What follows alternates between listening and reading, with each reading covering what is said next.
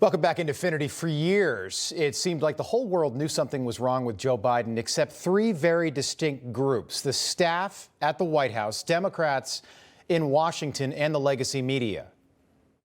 Dr. Biden is for it. Mr. President. Oh. Dr. Biden thinks that, my wife thinks that we're doing something very important. All of this was obvious, though, to anyone willing to be honest, even if it went against their personal political beliefs. The stumbles, the fumbles, the falling down, the calling on dead members of Congress, the falling asleep in public repeatedly. It was obvious that Joe Biden was not well. But the rest of the media defended Joe Biden and protected Joe Biden and did everything in their clearly limited power to make sure that Donald Trump never got back to the White House. But that did not work. And they did all this all the way through Election Day. But deep down, the American people, even Democrats, knew the truth was likely being covered up. And after Joe Biden dropped out of the race and Kamala lost, suddenly the same people running the cover-up for over 4 years started asking questions about that cover-up. And now, that is exactly what Congress is doing. House Oversight Committee Chairman James Comer just announcing that several high-ranking Biden staff members, including longtime personal physician Dr. Kevin O'Connor, will be asked to testify on Capitol Hill about this cover-up next month.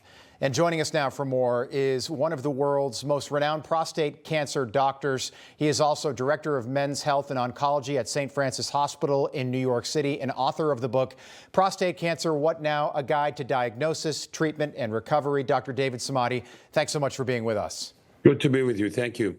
So, Dr. Samadi, Joe Biden diagnosed with prostate cancer that has metastasized to the bone with a Gleason score of 9. We know that. But do you buy that this was a recent diagnosis?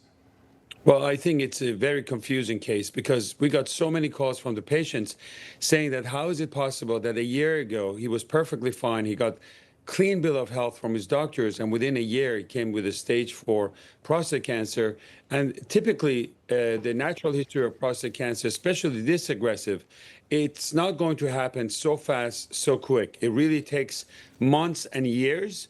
Whether it was detected or not, when the diagnosis was clear, what kind of treatment, we know it's not surgery, so some form of radiation or hormones, whether that was done or not, we don't have any access to his chart. But I can tell you is that one of the reports that came up that said that he hasn't had a PSA since 2014. You're talking about like not having any PSA screening for 9 to 10 years. Yeah. That's a very odd story by itself because it's a simple test, not very expensive. He was a vice president and president of this country, and that's what should have been done, and they should have. Yeah, Dr. Samadi, I don't buy it. The PSA it's urine, it's blood, it's a digital rectal exam, and any man in America over the age of 40 is probably familiar with what I'm talking about. You've been doing this for 25 years. So I think the Biden White House is lying. I think that Dr. Kevin O'Connor, Joe Biden's personal physician, is lying as well. He has agreed to testify before Congress, Kevin O'Connor. If you were in that room and able to ask him questions, what would you ask him from a medical perspective? What would you want to know if you were in that room? What I would love to know is like the history of his PSA for the last 30, 40 years. When did he start getting tested? What kind of exams we've had in the past?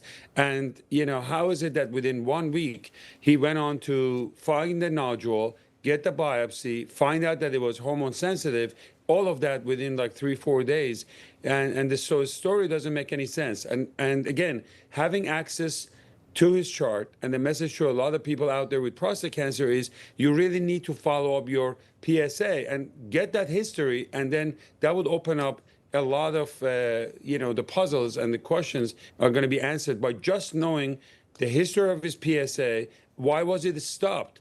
You as a doctor who was taking care of an important person like this, why did you stop getting the PSA 10 years ago? If that story is true. Great to see you. Thanks so much for being with us. Thank you very much. All right.